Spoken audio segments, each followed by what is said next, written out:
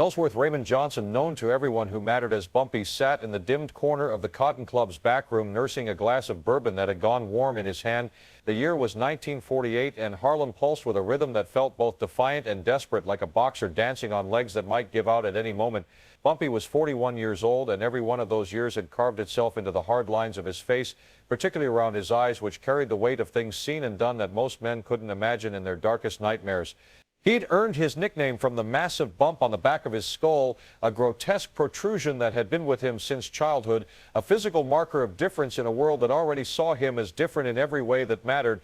But that bump had become something else over the years, a symbol, a warning, a calling card. When people saw Bumpy Johnson coming, they knew they were dealing with someone who'd survived everything the world could throw at a black man in America and had somehow turned that survival into power. The club was quieter than usual tonight. The normal crush of bodies thinned out to a manageable crowd of regulars and those who knew enough to appreciate the music without making a spectacle of themselves. Duke Ellington had played here just last week, and the ghost of that performance still seemed to hang in the cigarette smoke that drifted through the amber light. Bumpy watched the current band, competent but unremarkable, and felt the familiar restlessness that had been his companion for months now. He'd spent the last 8 years building an empire in Harlem, carving out territory in the numbers racket with a combination of strategic brilliance and necessary violence. The Italian mobs down in Little Italy thought they owned the city, but Harlem was different. Harlem belonged to its people, and Bumpy had positioned himself as their protector, their banker, their arbitrator. He employed hundreds, fed thousands, and eliminated threats with a cold efficiency that had become legendary. But lately, something had been gnawing at him, a question without an answer, a sense that all his power was built on sand that could shift at any moment. Mr. Johnson, the voice came from his right, respectful but insistent. Bumpy turned to see Willie, one of his younger lieutenants, a kid from 145th Street who'd proven himself reliable in the ways that mattered. Someone here wants to speak with you, says it's important. Bumpy took a slow sip of his bourbon, considering people always wanted to speak with him. Most of those conversations were predictable, requests for money, for protection, for permission to operate in his territory, or less frequently, poorly disguised threats from those who didn't yet understand how things worked. Who is it? Willie leaned in closer, his voice dropping to a near whisper despite the music that would have covered their conversation anyway. Louis Armstrong, sir. He's at the bar, says he needs to talk to you private-like. That got Bumpy's attention. Louis Armstrong didn't need anything from anyone. He was beyond the petty hierarchies that governed Harlem streets. Satchmo had transcended, become something bigger than the neighborhood, bigger than the city even. He played for kings and presidents, commanded fees that made Bumpy's considerable income look modest. And yet here he was, seeking out a conversation with a numbers runner turned crime boss in the back room of a Harlem nightclub. Send him back, Bumpy said, straightening slightly in his chair. He watched as Willie disappeared into the crowd, then reappeared moments later with Louis Armstrong in tow. The trumpet player moved with an easy grace that belied his 50-pound, heavier-than-ideal frame, his face already beginning to show the famous creases that would define his later years. He wore an immaculate suit, pearl gray with thin pinstripes, and his shoes reflected the club's lights like mirrors. But it was his eyes that struck Bumpy. They held something serious, something heavy that didn't match the public persona of perpetual joy and that magnificent, gravelly laugh that everyone knew. Mr. Johnson, Louis said, extending his hand. His grip was firm, colliers from decades of trumpet work, and there was none of the performative warmth that usually characterized his public interactions. Louis, Bumpy replied, gesturing to the chair across from him. This is a surprise. I figured you'd be in Paris or London or somewhere they appreciate what you do proper. Louis settled into the chair with a sigh that seemed to come from somewhere deep and tired. Just got back from a tour through the South, he said. And the way he said South carried entire volumes of meaning. Played Birmingham, New Orleans, Memphis, packed houses every night, white folks and colored folks separated by a rope down the middle of the venue, but all of them paying to hear me blow. He paused, pulled out a crisp white handkerchief and dabbed at his forehead. And I smiled and I played and I wiped my face with this handkerchief between songs, and everyone laughed and applauded. And I collected my money and got the hell out before something went wrong. Bumpy studied him carefully. Something did go wrong. Not the way you mean, Louis said. He leaned forward, elbows on his knees, hands clasped together. Nothing violent, nobody got hurt, but I saw something, Bumpy. Understood something I'd been avoiding understanding for a long time. And I realized I needed to talk to someone who'd actually hear me, someone who wouldn't just pat my hand and tell me to keep smiling for the cameras. The music from the main room shifted into something slower, more melancholic. Bumpy signaled to Willie to bring them both fresh drinks, then turned his full attention back to Louis. I'm listening. Louis accepted the bourbon Willie brought, took a long drink, then set the glass down with exaggerated care. You know what I realized, Bumpy? I realize that no matter how high I climb, no matter how many white folks pay to see me, no matter how much money I make or how many countries I visit, I'm still just a," he paused, his jaw working as if the next word physically hurt to say, "I'm still just entertainment to them. A trained seal that learned to blow a horn real pretty." Bumpy felt something cold settle in his chest, but he kept his face neutral. "You're the most famous jazz musician in the world." "I am," Lewis agreed, no false modesty in his voice, "and you know what that means? It means I've perfected the art of making white people comfortable while they consume what we created. Jazz came from our pain, our joy, our streets, our churches, but I've smoothed out all those rough edges, made it palatable, made it safe, and they love me for it. They absolutely love me for it." His voice had taken on a bitter edge that Bumpy had never heard from him before. "I'm the acceptable Negro, the one who knows his place even when that place is on a stage in front of thousands." "You think I don't know about compromise?" Bumpy asked quietly, "about doing what you have to do to survive?" "That's exactly why I'm here," Louis said, meeting his eyes directly. "Because you do know, but here's the thing, Bumpy, what you're doing, running your numbers, protecting your people, building your power, at least that's honest. You're not pretending. You're not performing some version of yourself that makes white folks feel good about letting you exist. When you walk into a room, people know exactly who and what you are. There's integrity in that, even if the law calls it criminal." Bumpy felt the words land somewhere he hadn't expected, touching on thoughts he'd been having but hadn't quite articulated to himself. "So what are you saying? You want to quit? Walk away from everything you built?" "Can't quit being who I am," Louis said with a sad smile. "Can't quit being Louis Armstrong any more than you can quit being Bumpy Johnson. But I wanted you to know, needed someone to know, that I see it now. I see the cage they've built for me, and it's made of gold records and standing ovations and newspaper headlines, but it's still a cage. They'll let me play my horn, let me make my money, let me travel the world, as long as I never forget to smile, never forget to be grateful, never forget that all of this can be taken away the moment I step out of line or stop making them comfortable." The two men sat in silence for a long moment, the weight of the conversation settling between them like something physical. Bumpy thought about his own empire, about the respect he commanded in Harlem, about the politicians and cops he had in his pocket, and he realized that Louis was right. They were both operating within boundaries they hadn't set themselves, playing games whose rules had been written by others. "They gave you the world," Bumpy said slowly, "as long as you stayed in your corner of it." "And they gave you Harlem," Louis replied, "as long as you keep the problems contained uptown and don't bother the good white folks downtown. We're both successful, Bumpy. We're both proof that the system works, that a Negro can make something of himself in America as long as we know our place." Bumpy drained his bourbon, feeling the burn but not really tasting it. What happens when you stop knowing your place? Lewis's smile was genuinely sad now, his famous face settling into lines that made him look much older than his 48 years. "Then you stop being Louis Armstrong, beloved entertainer, and become just another uppity Negro who forgot to be grateful. They'll destroy you, Bumpy. Won't matter how talented you are, how much money you made them, how many people love your music. The moment you step out of that box they built for you, you become a threat, and threats get eliminated." The music in the main room had stopped, the band taking a break. In the resulting quiet, Bumpy could hear his own heartbeat steady and strong, pumping blood through a body that had survived beatings, stabbings, shootings, and prison.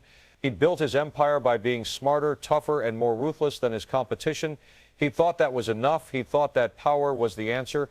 But Louis Armstrong had more power than Bumpy could ever hope to accumulate: fame, wealth, international recognition, and here he sat, describing himself as a prisoner in a gilded cage. "So what do we do?" Bumpy asked, and the question felt larger than just the two of them, larger than this moment. "We survived," Louis said, rising from his chair with a grace that suggested his spirit hadn't been entirely crushed. Just 3 weeks after that conversation with Louis Armstrong, Bumpy found himself standing in front of the Teresa Hotel on 125th Street, watching the morning sun paint the building's facade in shades of gold and amber. The Teresa was Harlem's finest, the only hotel in the neighborhood that treated black guests with genuine dignity, and it had become something of an unofficial headquarters for Bumpy's operations.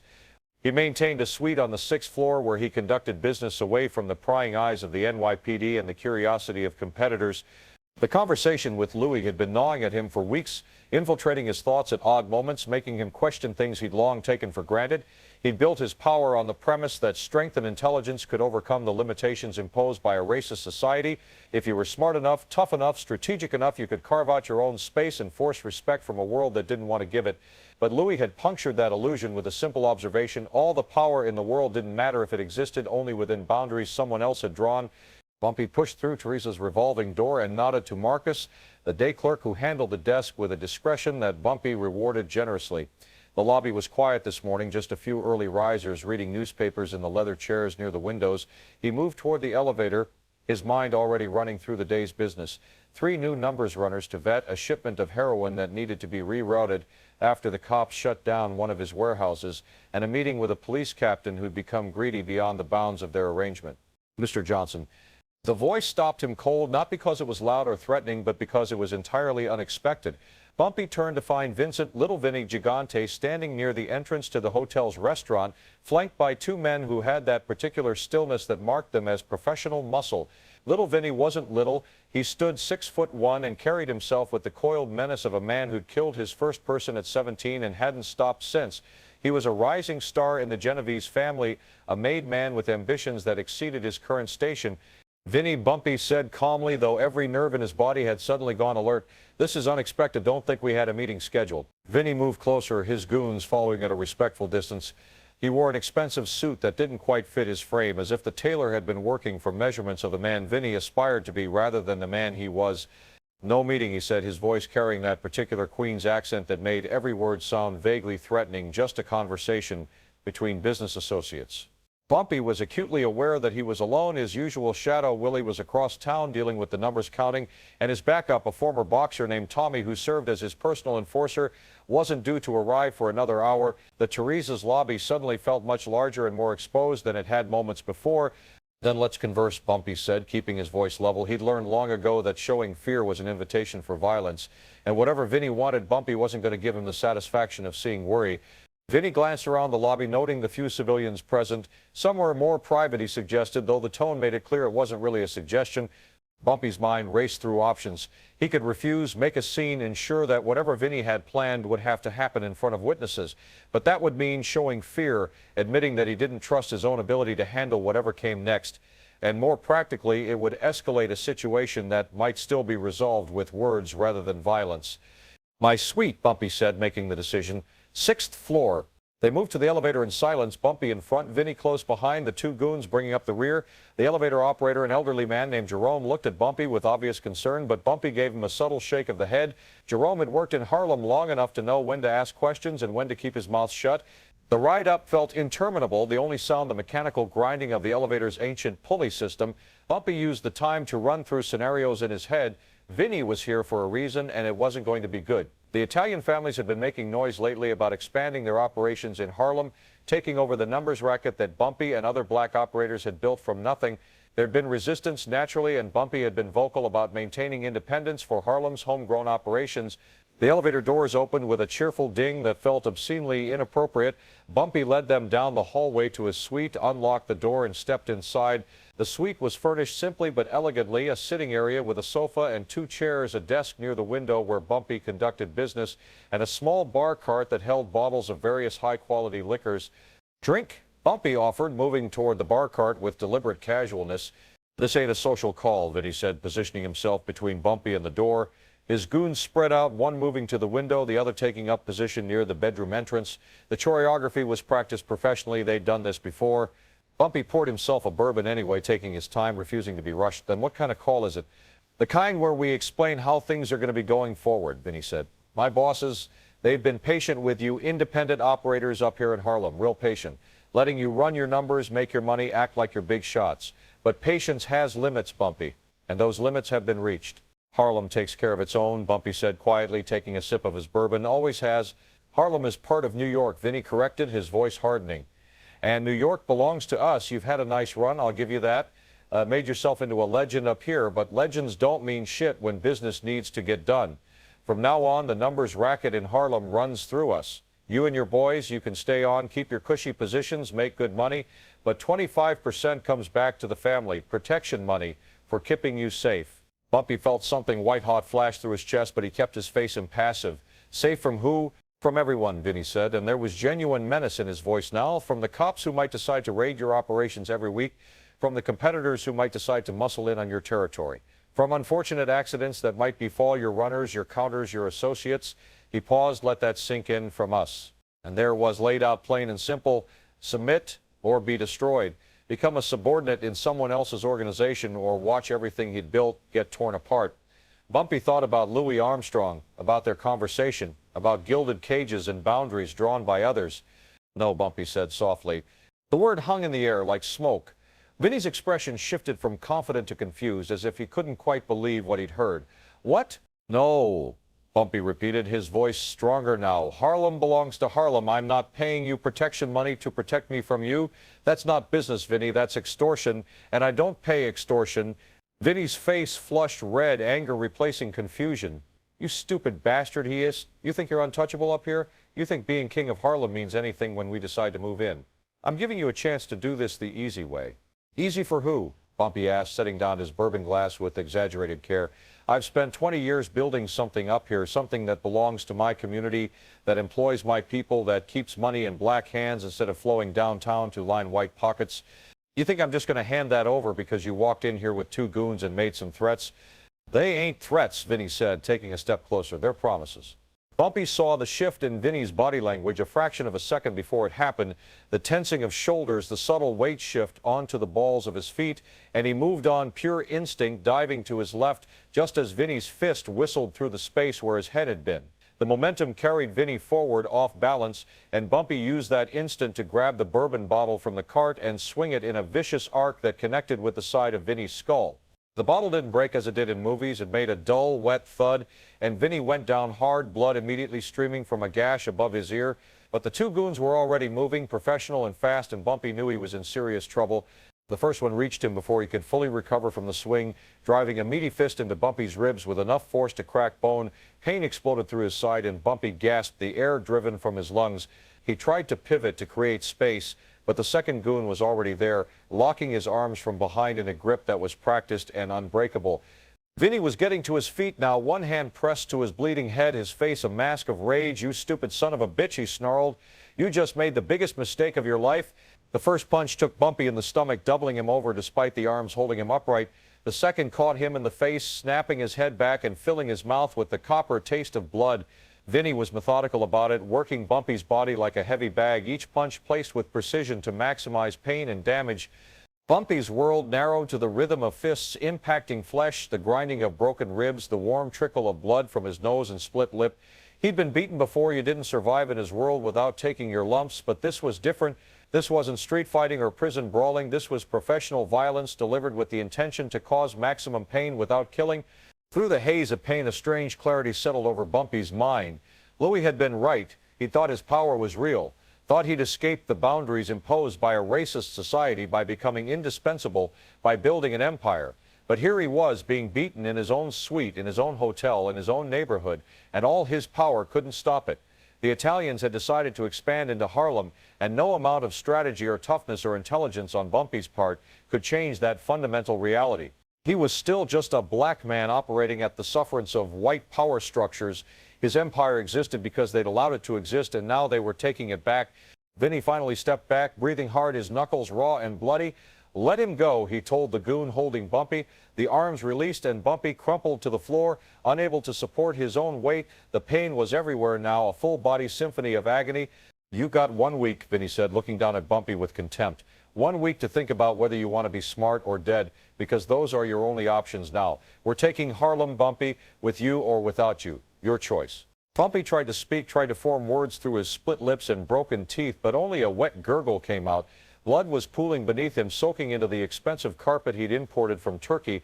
Vinny wiped his bloody knuckles on a handkerchief, dropped it contemptuously on Bumpy's back, and walked toward the door. His goons followed, their footsteps heavy on the hardwood. At the threshold, Vinny paused and looked back. You should have taken the deal, he said. Would have been easier for everyone. The door closed with a soft click that somehow seemed louder than all the violence that had preceded it. Bumpy lay on the floor of his suite, breathing in shallow gasps, tasting blood and defeat. He could hear sounds from the hallway, footsteps, voices, the normal business of a hotel carrying on, but they seemed distant, muffled, as if coming from another world entirely. He thought about Louis Armstrong, about their conversation, about gilded cages, and the chilling truth that no amount of success could truly free them from the fundamental realities of being black in America. He'd been angry at Louis' pessimism, had thought the musician was being defeatist, lacking in fighting spirit, but lying here in his own blood, his ribs broken and his face destroyed. Bumpy understood. Louis hadn't been defeatist. He'd been realistic, and there was a difference between... Jerome found him 40 minutes later. The elderly elevator operator had been worried when the three white men had left the sixth floor with blood on their hands and murder in their eyes. And when Bumpy didn't emerge after a reasonable amount of time, Jerome had broken protocol and used his master key to check the suite. The old man's gasp when he opened the door and saw Bumpy's broken form on the carpet was the sound of genuine horror. "Jesus Christ," Jerome whispered, rushing forward. "Mr. Johnson, can you hear me?" Bumpy tried to respond, but managed only a wet cough that sprayed blood across Jerome's pressed uniform shirt. The old man didn't flinch. He'd seen violence before, lived in Harlem his whole life, worked this hotel for 25 years.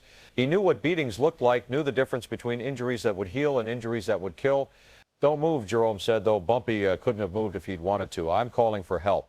The next hour passed in fragments, disconnected moments of clarity punctuated by darkness, voices, hands on his body, rolling him carefully, probing at wounds.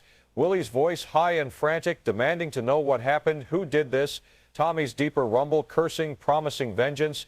Then different voices, calmer but urgent, professional. Dr. Michaels, one of Harlem's best physicians, a man Bumpy had on retainer for precisely these situations.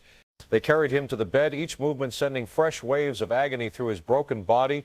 Bumpy tried to stay conscious, tried to focus through the pain, but it was like trying to hold water in cupped hands. It just kept slipping away. "3 broken ribs," Dr. Michael said, his voice coming from somewhere far away. "Fractured cheekbone, possible concussion, extensive bruising to internal organs. He's lucky they didn't rupture something." Lucky, Willie spat. "This is what lucky looks like." "Lucky he's alive," the doctor corrected. "This kind of beating, the level of expertise involved, they knew exactly how far to go without killing him. That was intentional, which means this was about sending a message, not about elimination." Bumpy wanted to laugh at that, but couldn't manage it. A message. That's what his broken body was, a telegram written in bruises and blood. The message was simple: submit or die. Dr. Michaels worked on him for 2 hours, cleaning wounds, wrapping ribs, setting what could be set, stitching what needed to be stitched. He injected morphine for the pain, but even through the drug's haze, Bumpy could feel everything: the grinding of broken bones, the deep ache of internal bleeding, the burning fire of torn tissue. "He needs to be in a hospital," Dr. Michaels finally said, wiping blood from his hands with a towel that had been white when he started and was now thoroughly crimson. "These injuries require monitoring if he develops internal bleeding." "No hospital," Willie interrupted. "You know what happens if he shows up at a hospital with injuries like this? Questions get asked, cops get involved, and right now cops are the last thing we need." Bumpy agreed with that assessment, though he couldn't articulate it. Involving the authorities meant answering questions about who'd done this and why, which meant either lying, which the cops would see through immediately, or telling the truth, which would spark a war between his organization and the Italian families that Bumpy wasn't currently in a position to win. "Then he stays here," Dr. Michaels said firmly, "and I stay with him, at least for the next 48 hours. If his condition deteriorates, we move him to a hospital regardless of the consequences. Understood?" For 3 days, Bumpy drifted in and out of consciousness, floating on a sea of morphine and pain. Dreams and reality blurred together. He saw Louis Armstrong sitting in a chair beside his bed, trumpet resting in his lap, talking about cages and boundaries. He saw his mother, dead these 20 years, shaking her head in disappointment at what her son had become. He saw Vinnie Giganti, face twisted in rage, fist raised and bloody.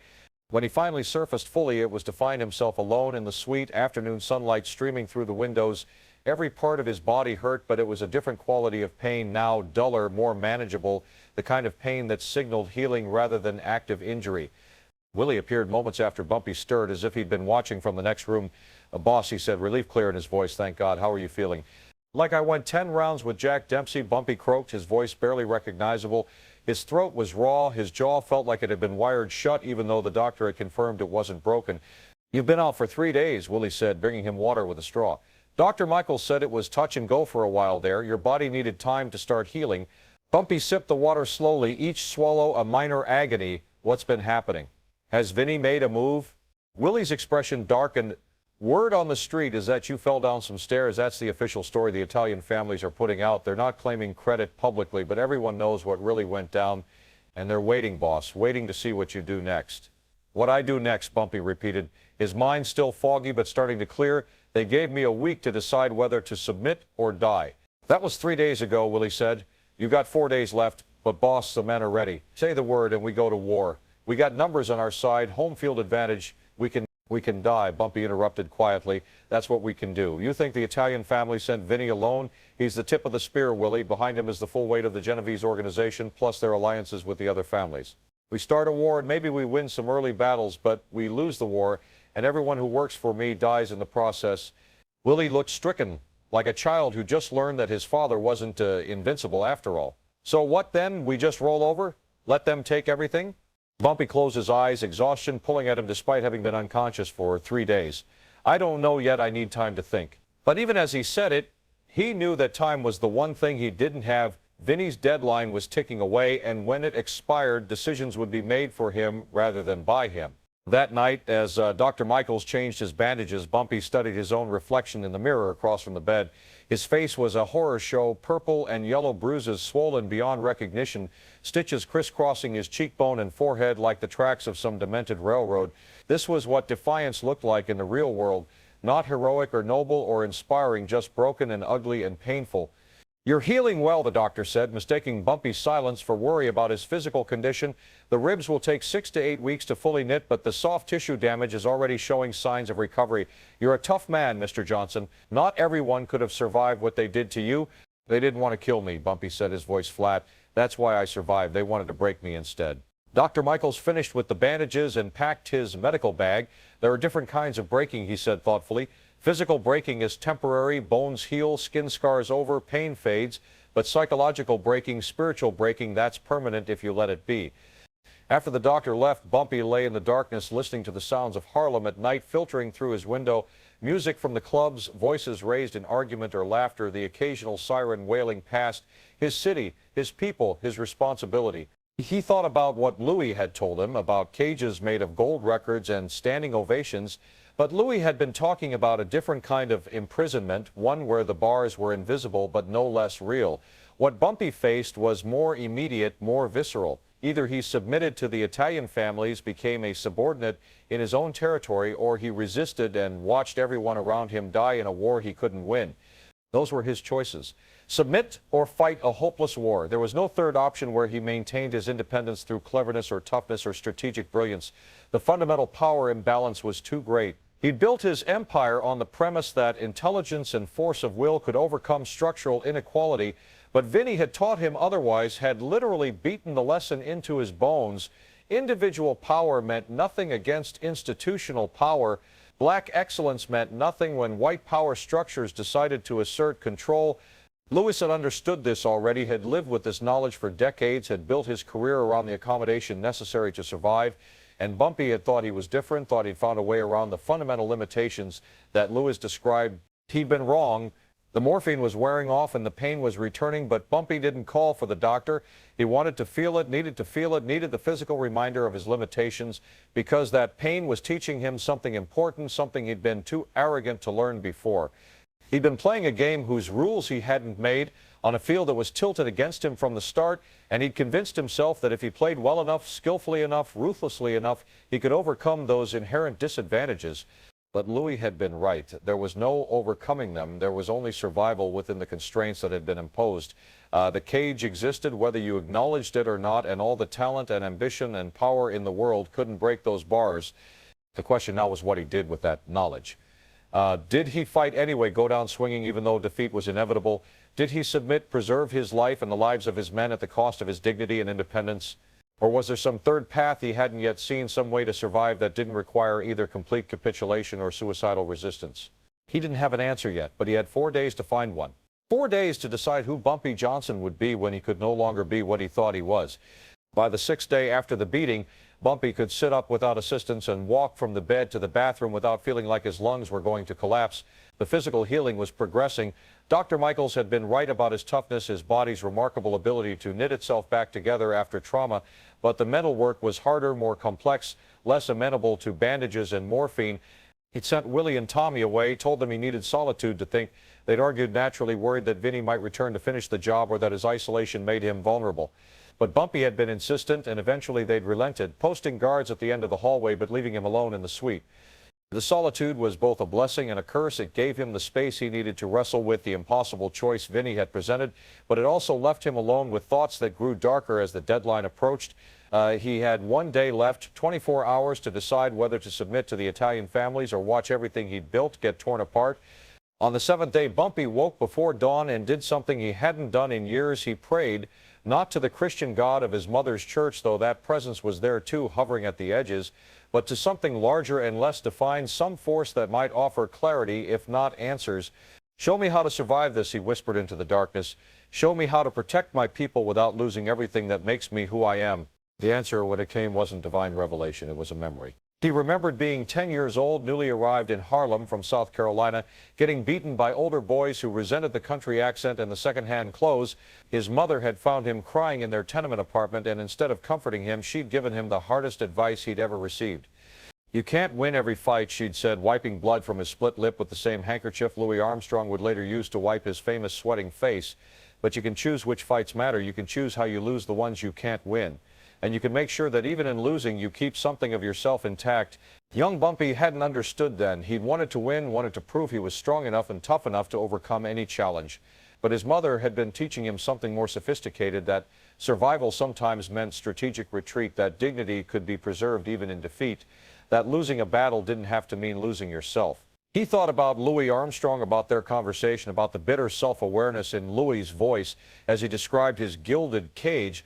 But Louis was still Louis Armstrong. He'd accommodated, yes, made compromises, smiled when perhaps he'd wanted to rage, but he hadn't disappeared into the accommodation. He'd remained essentially himself, even while operating within constraints not of his making. Bumpy rose from bed slowly, each movement still accompanied by pain, but manageable now. He dressed carefully, a clean suit, expensive but not ostentatious, the kind of outfit that communicated dignity and self-respect. Then he called Willie. I need you to set up a meeting, he said when his lieutenant arrived.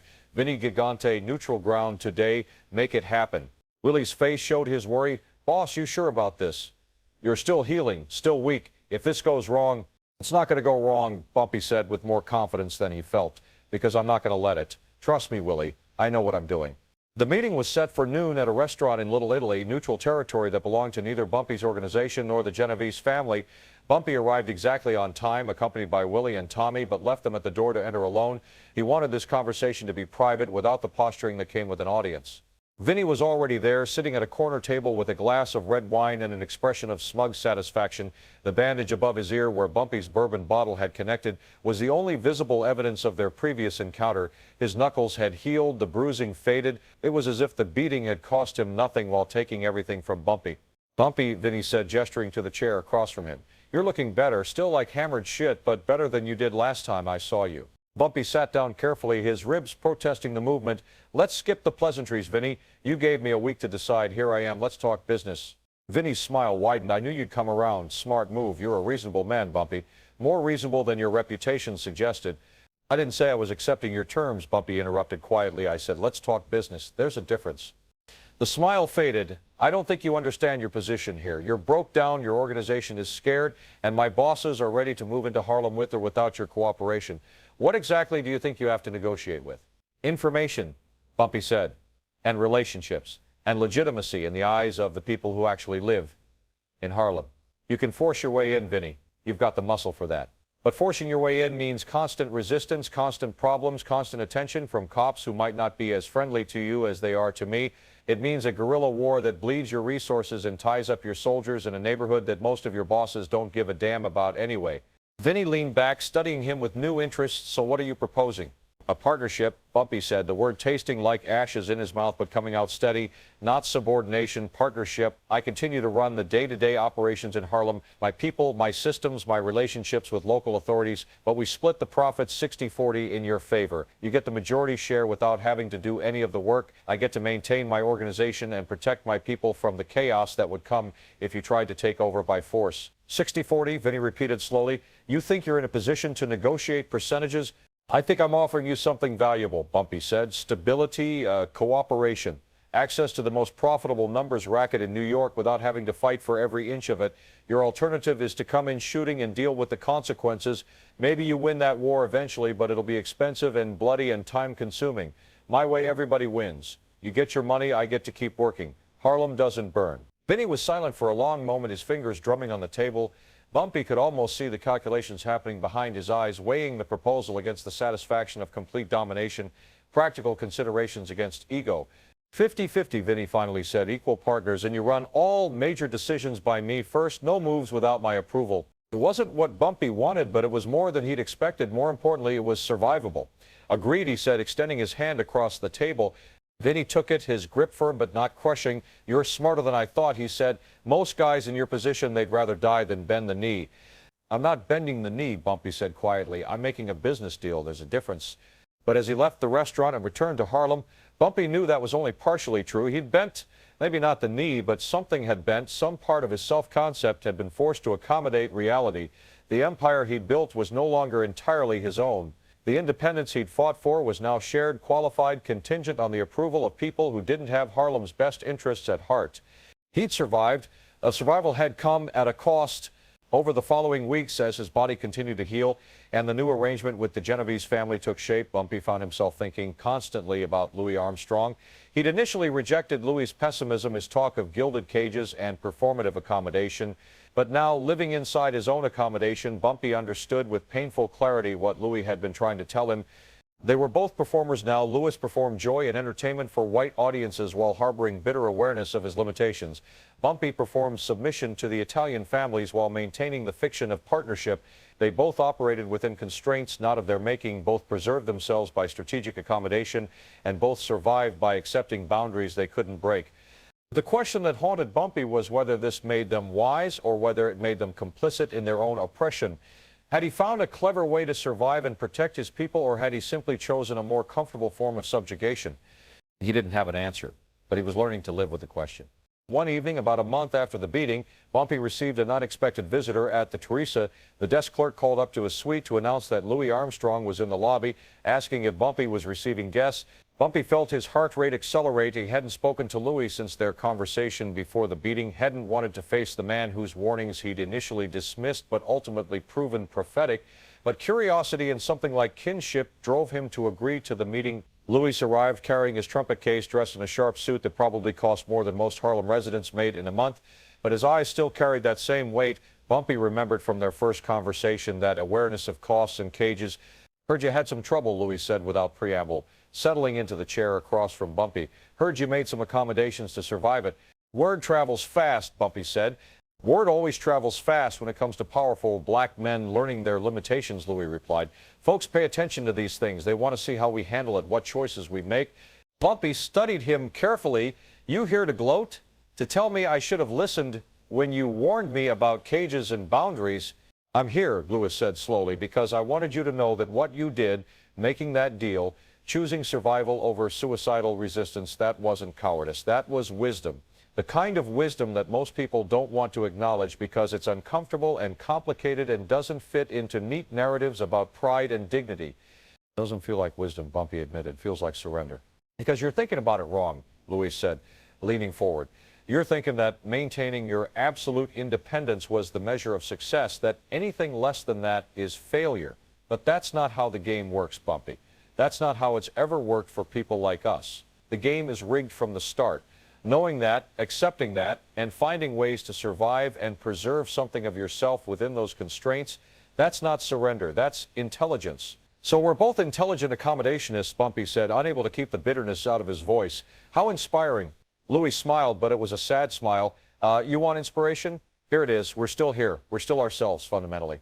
I still make my music, still support my community, still speak truth when I can find safe ways to do it. You still run Harlem, still protect your people, still maintain dignity even while sharing power with those who took it from you. We bend, but we don't break, and in a world designed to break us, that's not nothing. They sat in silence for a while, two powerful black men who'd learned the same hard lesson through different routes. Eventually, Louis reached for his trumpet case. "Let me play you something," he said, removing the instrument with the reverence of a priest handling a holy relic. "Something I've been working on. It's about survival, about finding beauty and meaning even when you're operating within constraints you didn't choose and can't escape." The music that filled the suite was unlike anything Bumpy had heard from Louis before. It wasn't the crowd-pleasing entertainment that had made him famous. It was darker, more contemplative, full of notes that bent and twisted in ways that shouldn't have worked but somehow did. It was the sound of compromise transformed into art, of accommodation that refused to become complete submission. When the last note faded, Bumpy found tears on his face without quite knowing when they'd started falling. "That's how we survive," Louis said quietly, carefully placing his trumpet back in its case. "We take what they give us, the cages, the boundaries, the limitations, and we transform them. We find beauty in constraints. We make meaning out of accommodation.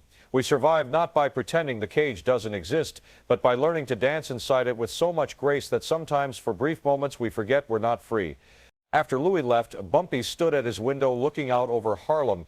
His Harlem, even if it was no longer his alone. The streets were full of people living their lives, pursuing their dreams, surviving their own constraints, and he realized that his partnership with the Genovese family, his strategic accommodation, his bending without breaking, none of it was shameful. It was human. It was real. It was the price of survival in a world that had never been designed for his survival in the first place. He'd learned what Louis had been trying to teach him from the beginning, that the chilling truth wasn't about cages or boundaries or limitations. The chilling truth was that freedom, absolute, unconditional, unconstrained freedom, had never been an option for them. The only choice was how they lived within the constraints that existed, how they preserved dignity and meaning and selfhood, even while accommodating realities they hadn't chosen. Bumpy Johnson would never be as free as he'd once imagined, but he would survive, he would protect his people, and he would find ways to maintain. 3 months after his beating and 2 months after he accommodated the Genovese family, Bumpy Johnson walked through the streets of Harlem with a confidence that looked nearly identical to his pre-beating swagger, but felt fundamentally different beneath the surface. His ribs had healed, the bruises had faded, and the cuts had scarred over into permanent reminders of that day in the Teresa Hotel.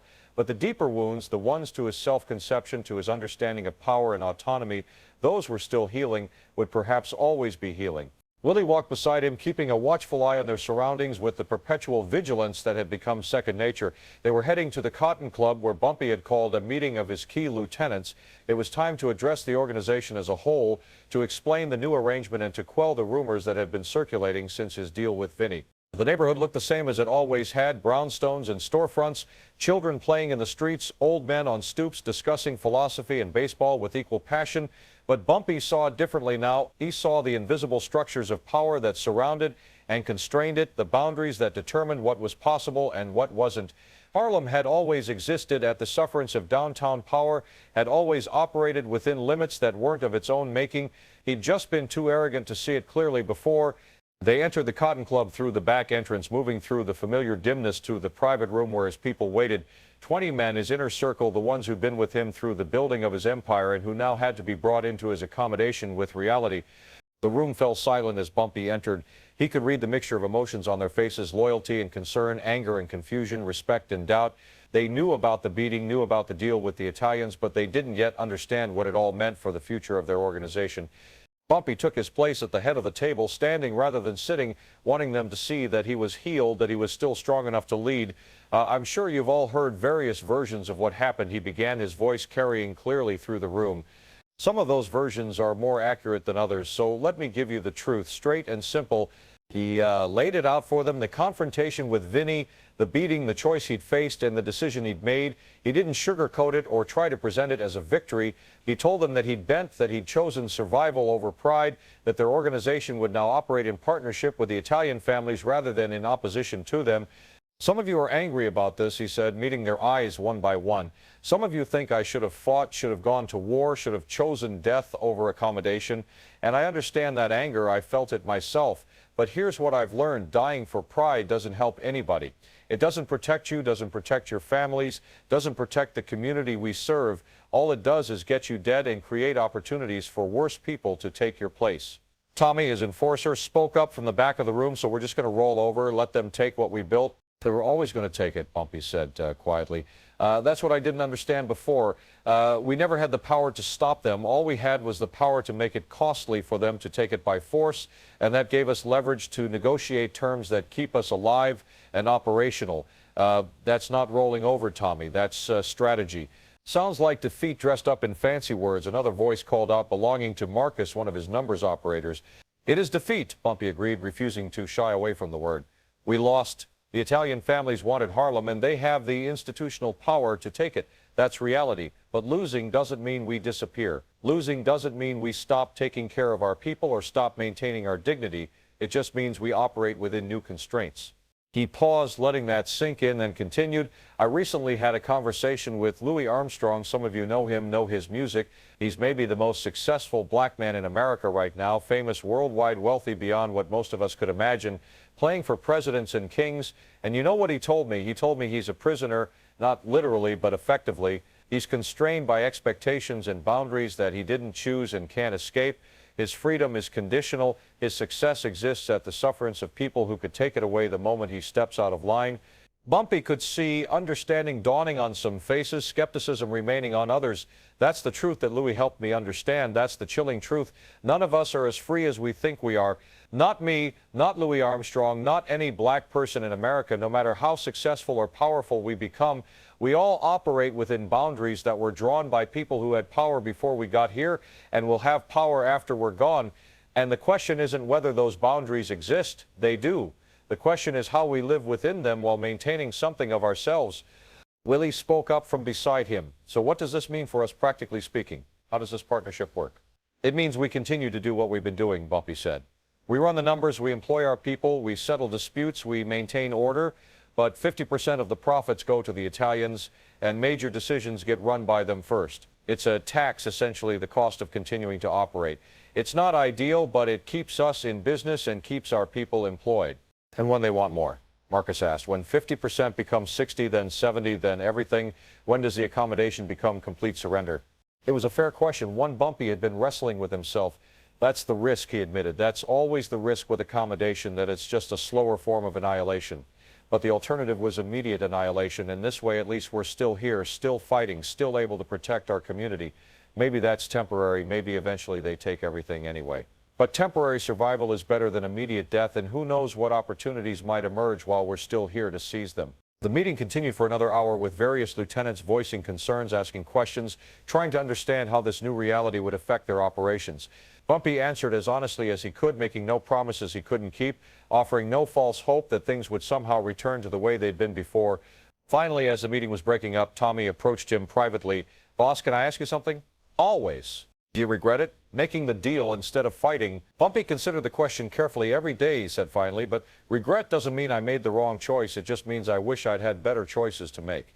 I wish I lived in a world where black men could build empires that were actually their own, where power we accumulated was power we got to keep. But I don't live in that world. None of us do.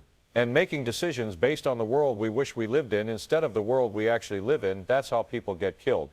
Tommy nodded slowly, processing that. "Louis Armstrong really said all that. About being a prisoner?" "He did, and more. He helped me understand something crucial, that there's no shame in accommodation when the alternative is annihilation, that surviving within constraints is still surviving, that bending doesn't mean breaking." After Tommy left, Bumpy remained in the private room alone, looking around at the space where he'd held so many meetings, made so many plans, built so much of his empire. It didn't feel diminished by his deal with the Italians. It just felt different. The same room, the same furniture, the same purposes, but all of it now occurring within a framework he'd been forced to accept. He thought about his mother's advice from decades ago about choosing which fights mattered and preserving something of yourself even in losing the ones you couldn't win. She'd been preparing him for this his whole life, though he'd been too young and too stubborn to understand. A week later, Bumpy received word that Louis Armstrong wanted to meet again. They arranged to meet at a small jazz club in the village neutral territory where neither of them had to perform their usual roles. Louis was already there when Bumpy arrived, sitting in a corner booth with a bourbon and that omnipresent white handkerchief. "You did it," Louis said as Bumpy slid into the booth across from him. "You made your peace with the cage." "I made a deal with the people who built the cage," Bumpy corrected. "That's not the same as making peace with it." "Isn't it, though?" Louis asked, but his tone wasn't challenging. It was genuinely curious. "If you're going to survive inside the cage, doesn't that require some level of acceptance, some acknowledgement that this is reality and you have to work within it?" "Maybe," Bumpy conceded, "but acceptance doesn't mean surrender. It doesn't mean I stop looking for ways to expand the boundaries or create space for my people. It just means I'm realistic about the constraints I'm operating under." Louis smiled, the famous smile that had charmed millions, but which now seemed tinged with melancholy. "You're learning the same lessons I learned, just in your own way, and you're doing it with more grace than I probably gave you credit for. Most men who've built what you built, they can't bend. They'd rather break than admit they're not as powerful as they thought." "I'm not sure grace is the right word for it," Bumpy said. "Feels more like a necessity. I bent because breaking meant dying and taking a lot of good people with me." "That's what grace looks like in the real world," Louis said quietly. "It's not some abstract virtue. It's the practical wisdom to know when to bend so you don't break. It's the strength to survive even when survival requires accommodation. And it's the dignity to maintain your selfhood even while operating within constraints you didn't choose." They talked for hours that night, two men who'd achieved rare heights of success within a system designed to limit them, both now grappling with the implications of that success and its costs. They talked about power and its illusions, about freedom and its limits, about survival and its requirements. They talked about their communities, their responsibilities, their legacies. What do you want people to remember, Louis asked as the night grew late. When they tell stories about Bumpy Johnson, what do you want those stories to say? Bumpy thought about it, really thought about it, perhaps for the first time. I want them to know I protected my people, he said finally, that when faced with impossible choices, I chose survival over pride, that I built something real and maintained it, even when maintaining it required bending, that I understood my limitations without letting those limitations define me completely. That's a good legacy, Louis said. Better than most people leave behind. You know what I want my legacy to be? I want people to know that I made beauty despite the constraints, that I took a cage and filled it with music, that I survived by accommodating but never disappeared into the accommodation, that Louis Armstrong was real even when he had to perform being Louis Armstrong. They parted that night with a handshake that felt like a pact, an acknowledgement of shared understanding. Two men who'd learned the same chilling truth through different paths, both committed to survival without complete surrender, both navigating the narrow space between accommodation and annihilation. In the months and years that followed, Bumpy continued to run his organization within the framework of his partnership with the Italian families. There were frustrations, certainly decisions he had to clear that he'd once made unilaterally, profits he had to share that he'd once kept, deference he had to show to people he didn't respect. But there were also victories, small and large. He kept his people employed, kept Harlem relatively stable, kept himself alive and operational, and slowly, gradually, he found ways to expand within the constraints. When the Italians wanted to introduce heroin into Harlem, Bumpy negotiated limits on where it could be sold and to whom, protecting children in schools even while accommodating the family's desire for new revenue streams. When disputes arose between his operators and theirs, he positioned himself as the mediator, the one who understood both worlds, gradually building a new kind of power based on indispensability rather than independence. He never regained the absolute autonomy he'd once possessed, but he learned, as Louis had learned before him, that there were other forms of power, other ways to maintain dignity and agency within a system that wasn't designed for his flourishing. 5 years after his beating, Bumpy stood on the steps of the Teresa Hotel watching the evening crowd flood into Harlem's clubs and restaurants. He was 56 years old now, his body carrying the permanent reminders of that day, the slight hitch in his walk from the broken ribs that hadn't healed quite right, the scar tissue on his face that caught the light at certain angles. But he was alive, his organization was intact, and his people were as protected as he could make them within the constraints that existed. Willie approached from behind, now elevated to official second in command, carrying the wisdom that came from watching his boss navigate impossible choices. Vinny's people are downstairs, he said, monthly accounting. Let them wait a few minutes, Bumpy said, not turning from his view of the street. I want to remember what this looked like before. Before what? Before I understood what Louis Armstrong was trying to tell me. Before I learned that power has limits. Before I discovered that survival sometimes requires bending. He turned to face Willie, seeing in his lieutenant's face the same lessons he'd learned, passed down now to the next generation. You're going to be running this someday, Willie, sooner than either of us probably expects. And when you do, remember this, the cage is real, but it's not everything. Yes, you have to operate within boundaries you didn't choose. Yes, you have to accommodate powers greater than your own. Yes, you have to bend sometimes to avoid breaking. But that doesn't mean you disappear. That doesn't mean you stop fighting for your people in the ways that are still available to you. That doesn't mean you lose yourself completely. Willie nodded slowly, absorbing the lesson. And if the cage gets smaller, if they keep taking more, then you adapt, Bumpy said. You find new ways to maintain dignity within whatever space is left, because the alternative is annihilation. And as long as you're alive, as long as you're still here protecting your people and maintaining your humanity, you haven't completely lost. You've just learned to survive in a world that wasn't built for your survival. They went inside together down to the office where Vinny's accountants waited to collect their 50%. Bumpy signed off on the transfer with the same signature he'd always used, maintaining the continuity of self even while operating within a framework that constrained that self. And later that night, alone in his suite, he thought about Louis Armstrong one last time, wondered what stage Satchmo was playing on tonight, what white audience was applauding his genius while remaining comfortable with his subordination, what smile he was wearing while maintaining his authentic self beneath the performance. They were both still here, both still themselves fundamentally, even while operating within cages they hadn't built and couldn't fully escape, both surviving, both maintaining dignity, both refusing complete annihilation, even while accommodating the realities they couldn't change. That was the chilling truth. Louis had tried to teach him that freedom, absolute and unconditional, had never really been an option. That power, no matter how impressively built, existed within structures of greater power. That success, even extraordinary success, came with constraints and limitations that no amount of excellence could overcome. But there was another truth, too, one that emerged from understanding the first, that within those constraints, agency still existed, that accommodation didn't have to mean disappearance, that bending could prevent breaking, that survival, even constrained survival, was still worth fighting for. Bumpy Johnson had learned this lesson the hard way through blood and pain and broken bones and shattered illusions, but he'd learned it, and in learning it, he'd discovered a different kind of strength, not the strength to overcome all obstacles, but the strength to survive them, not the power to break free of all constraints, but the wisdom to navigate within them without losing himself completely. That was his legacy. Not the empire he'd built that had always been temporary, always been contingent, always been subject to forces greater than himself. His legacy was the example he provided of how to survive with dignity in a world designed to strip dignity away, how to maintain selfhood within constraints, how to bend without breaking. Years later, when people would tell stories about Bumpy Johnson, they would remember the power, the violence, the legend of a man who ruled Harlem with intelligence and force. But those who really knew him, who understood what he'd been through and what he'd learned, they would remember something more important, that he'd faced the chilling truth Louis Armstrong had tried to teach him, and instead of letting it destroy him, he'd found a way to survive it. He'd found a way to live inside the cage without disappearing into it completely. And in a world that offered precious few examples of that kind of survival, that kind of grace, that kind of wisdom, his example mattered more than any empire ever could. The night deepened over Harlem, and Bumpy Johnson sat in his suite, a survivor in a world that had tried to destroy him, a man who'd bent but not broken, a symbol of the painful wisdom that sometimes accommodation is the price of survival, and survival, dignified, conscious, fully human survival, is worth the price.